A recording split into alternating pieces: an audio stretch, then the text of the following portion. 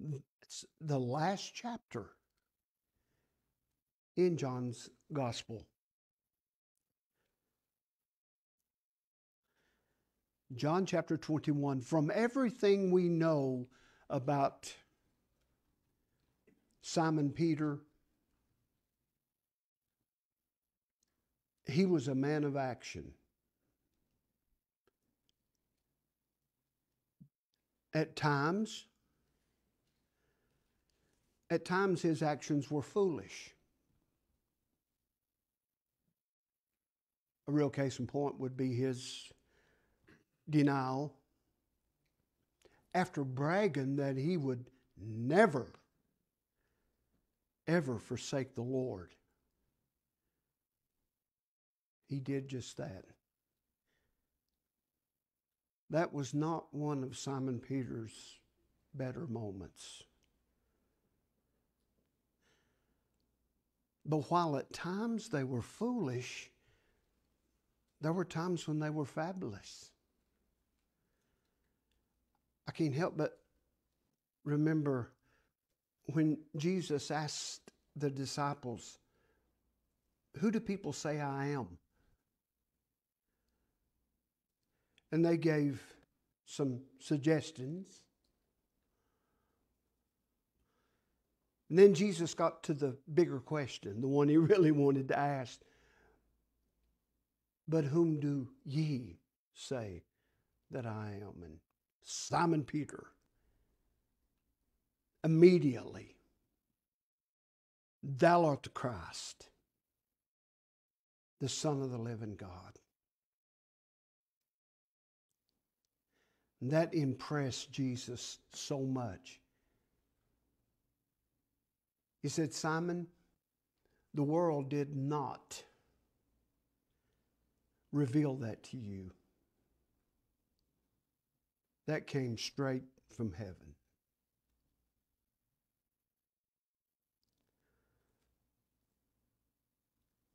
Following, let's read the text. John 21, verse 1. After these things,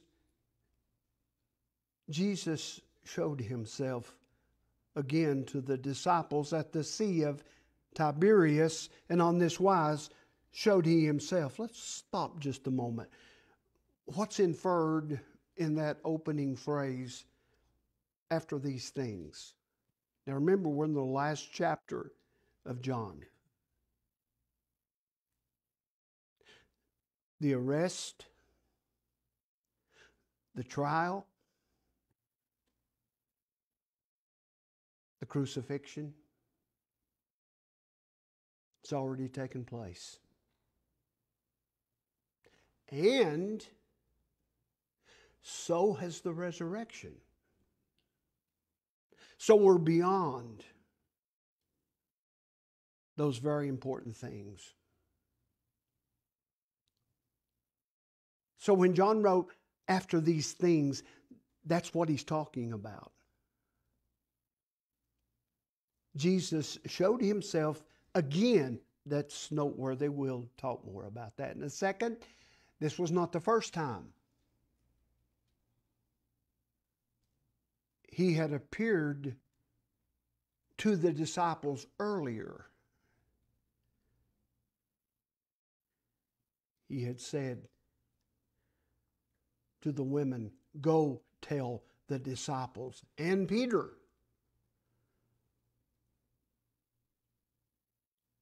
that I am risen and I'll meet them." And he did.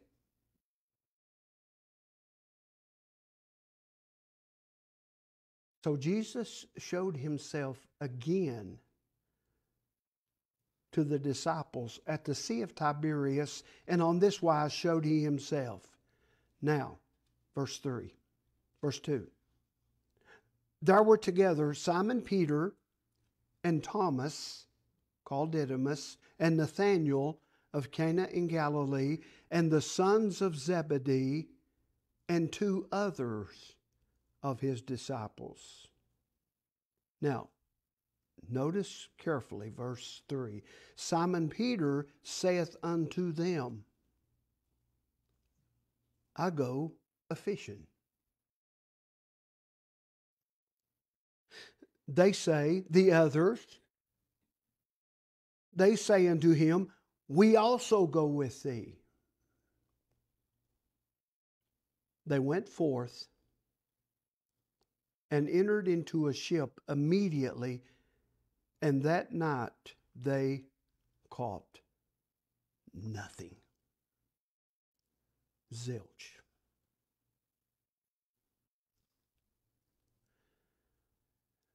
The resurrection has already occurred. Simon is already a witness to the fact that Jesus is alive. He's already shown himself to him and the others. So somewhere after this, Simon Peter, this man of action, remember? He's got to be doing something. Simon Peter said, I go a fishing. I go a fishing. Now it says that 6 of the others went with him also. And they're named. They fished an entire night and did not catch anything. Nothing.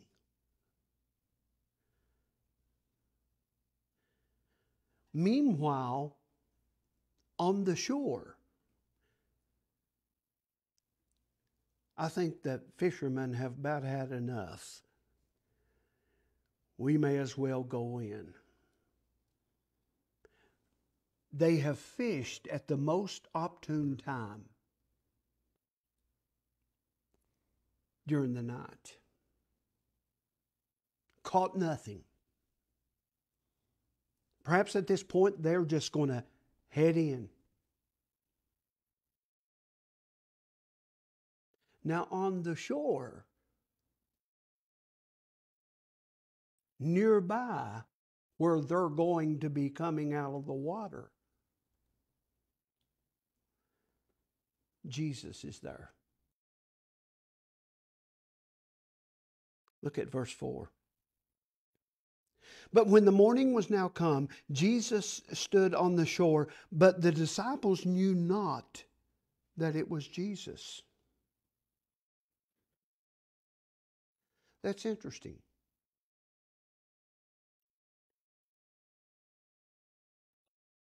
I thought for a long time that he may have veiled himself to them. As he did, I spoke not too long ago on those 2 men who were going back home after Jesus was crucified, and he just shows up and walks beside of them. They didn't know it was him.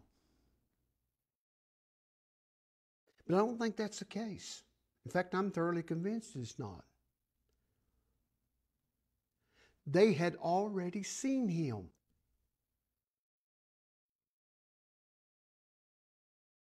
So the best answer for this is this. They were far enough away. Perhaps in that early morning there was fog. They were still offshore. So I think that is the answer to this statement. They did not know it was Jesus. And there's one other thing that also might fit here. Remember what Jesus has just been through. He's been beaten multiple times. He's been nailed to a cross.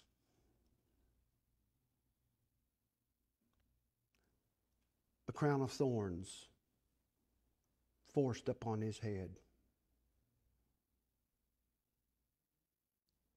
there were scars, wounds, probably swelling, wouldn't you imagine? Maybe that had something to do with it. I do know this, the Bible indicates that the only thing that'll be in heaven that's man-made will be the scars. In his resurrected, glorified body, Jesus could have healed himself, right? But he chose not to. And most Bible teachers believe that those scars will be eternal reminders of what Jesus went through.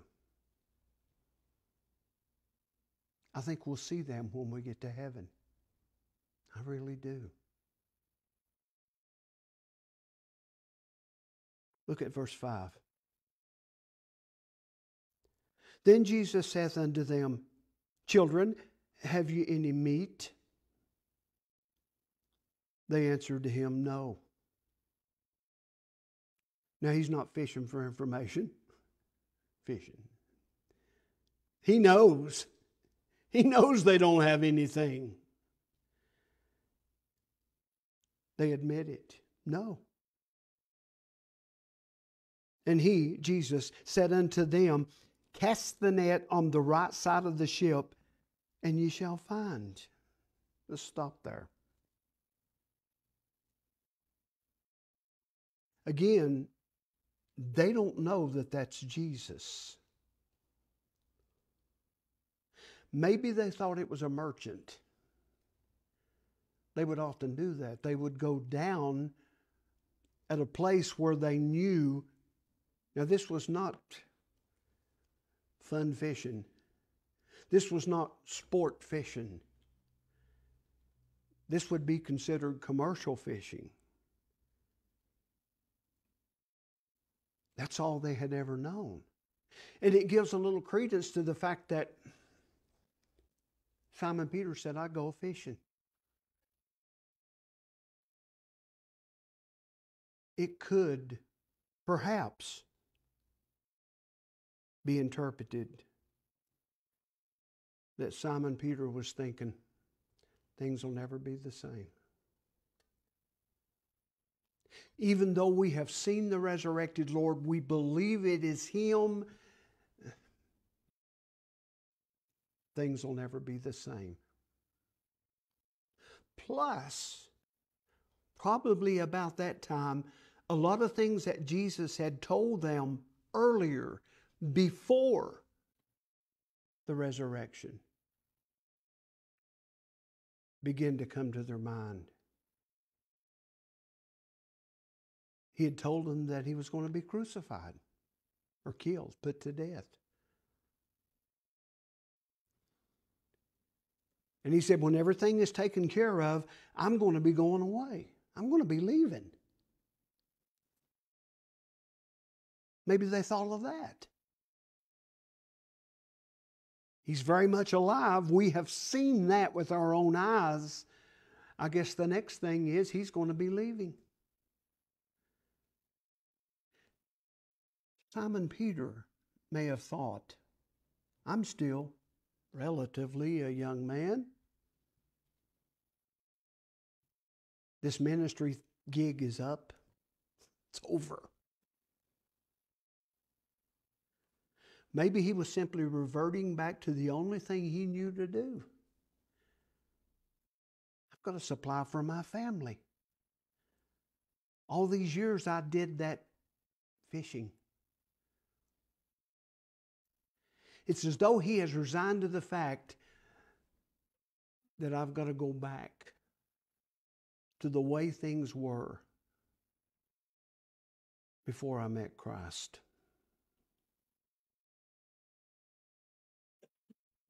So when the voice said, Children, do you have any meat, any fish? They said no. Thinking perhaps it was one of the commercial fisherman who was going to buy fish to resell.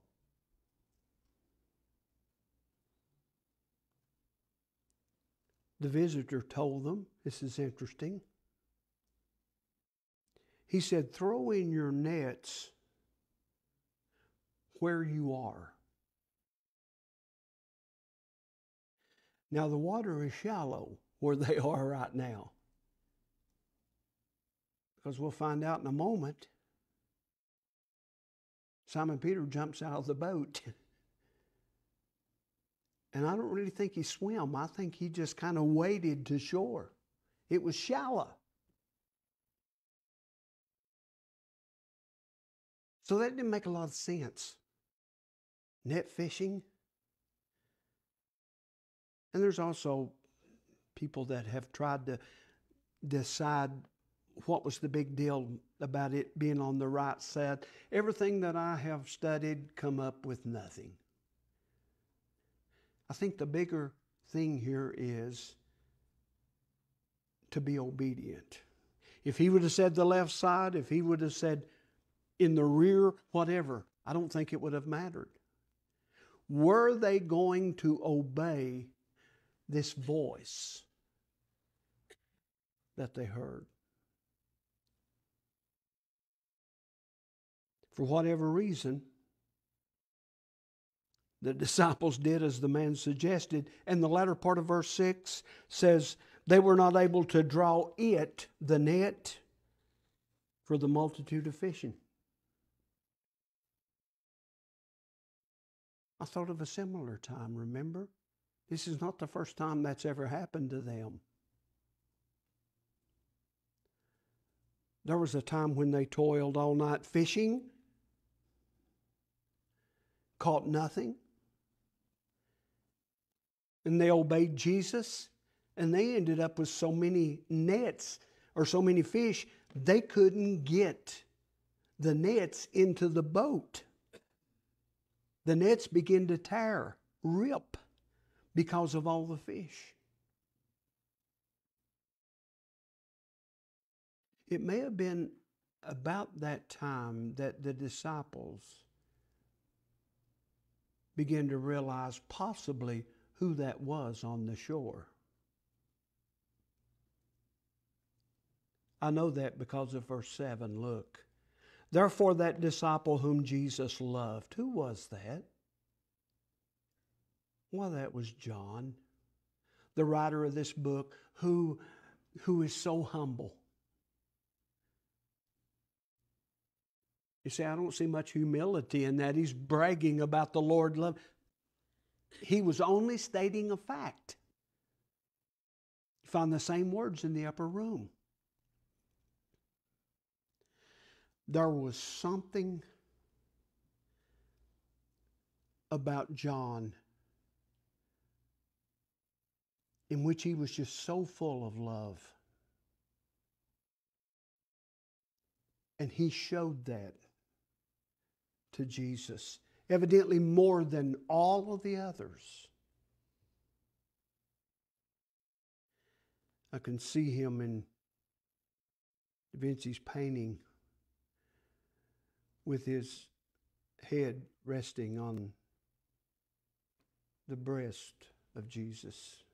So much love for his Lord. Therefore that disciple whom Jesus loved, John, saith unto Peter, it is the Lord. John got it.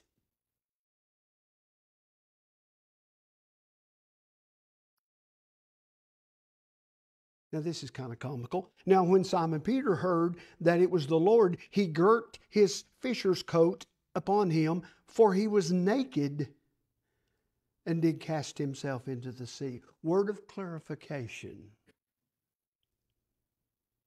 He was not naked in the sense that we would think, as being unclothed. I remember when I was a boy hearing this story, and there was these pictures going through my mind of this Simon Peter standing out in this boat, naked as a jaybird. Some of you have had that in your mind too. But that wasn't the case. No. The outer garment, and they wore layers of garments. They didn't wear underwear in the sense that we wear underwear, but they did have an inner garment. Now, when you're out toiling and fishing, it's hard work. Throwing those nets out, slowly dragging those nets back. And so far, the only thing they had caught all night was seaweed. That was hard work. And Simon Peter, and possibly the rest, had taken that heavy outside garment off and laid it in the ship. And when John said, "It is the Lord," Simon Peter scrambled and found his outer garment. And he jumped overboard. Cast himself into the sea. I read that and I'd never thought of it. And there's no biblical substantiation of this. I wonder if he remembered the time that he saw Jesus walking on the sea. And he said, "Lord, if it's you, invite me to come to you." And Jesus said, "Come on." And he stepped out of the boat and walked on the water for a distance. I wonder if he may have thought, "I'm just going to walk on water to Jesus." Whatever was the case, he is making a beeline. Remember, he's a man of action. He has to do something. As he gets closer, he realizes where the man is. And it's also easy because there's a fire there also. Now, he didn't go by himself, verse 8. And the other disciples came in a little ship, for they were not far from land, but as it were 200 cubits, dragging the net with fishes. The catch. So the disciples are struggling to try to lift these bulging nets. John recognized the stranger was Jesus. Simon Peter jumps overboard and heads to shore. So when they came ashore, they saw a fire of coals on which breakfast had been prepared. And verse 12 says, they received an invitation from the Lord to come and dine. Come and dine. I thought that was interesting. I read this story, and you can always find things. I read that story for many, many times, and I thought, Jesus just built a fire, and they were going to supply the fish.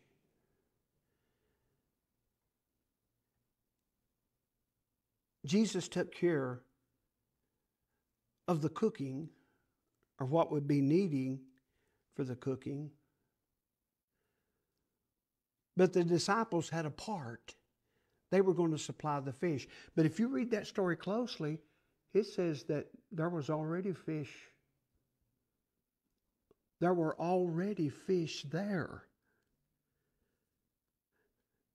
Jesus had did some divine fishing. There were already fish on the coals. Now, they added to They were hungry. They'd fished all night. They added 2 from the catch. But Jesus had everything in hand.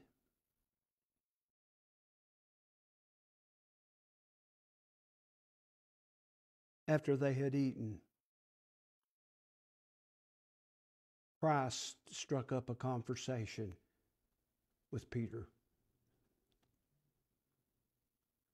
Verse 15.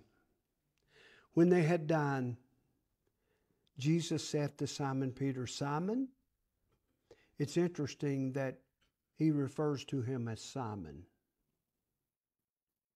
not Peter at this point. Simon, lovest thou me more than these? Again, a little bit of an explanation. I read that for years and thought he was comparing Peter to the other disciples. I don't think that's the case. I think he was saying, Simon Peter, do you love me more than being a fisherman? I think that's what he was asking. Because Simon Peter has already basically given up and said, I'm going fishing. So Jesus asks him, Simon, do you love me more than this occupation? I believe that's really what this verse means. Notice Simon's reply. He saith unto him, Yea, Lord, thou knowest that I love thee. He saith unto him, Feed my lambs. Now, I'm not going to cover it all. You know the story. That wasn't the only time that Jesus asked him that question. Because you see, there are so many different meanings of the word love. And when Jesus said, Simon, lovest me more than an occupation, Simon Peter replied with 2 different loves, and neither one of them was the one that Jesus was looking for. He talked about phileo, brotherly love. He replied, he loved him with the love that you would love a family member. That wasn't what Jesus was looking for. Jesus was looking for that unique love that's only God's love. Because Jesus knew that that would be the only love that would give Simon Peter the devotion that he needed to carry out the mission that was before him. The last time he asked him, it's kind of funny, Simon Peter gets agitated because he's asked him twice already. So when he asked him the 3rd time, finally,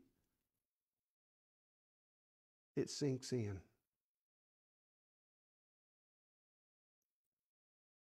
And he said, Lord, you know I love you. That time, he used the form that Jesus was looking for. Agape love.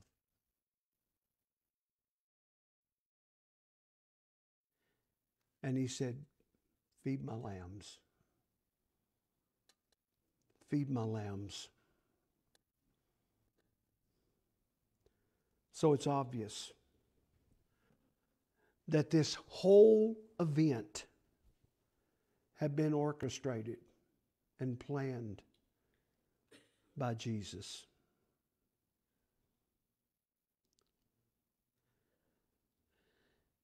Not long before this,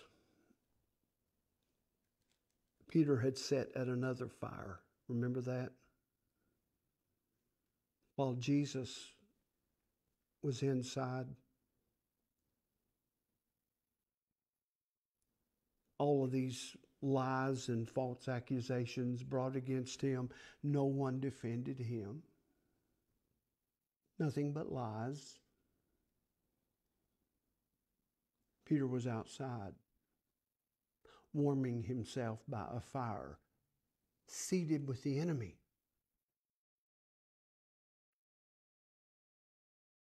I don't doubt for a moment as they're there on this shore, having just ate with the resurrected Christ, that came back to Simon Peter.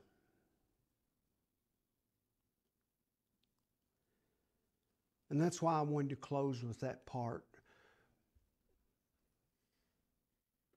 I am so thankful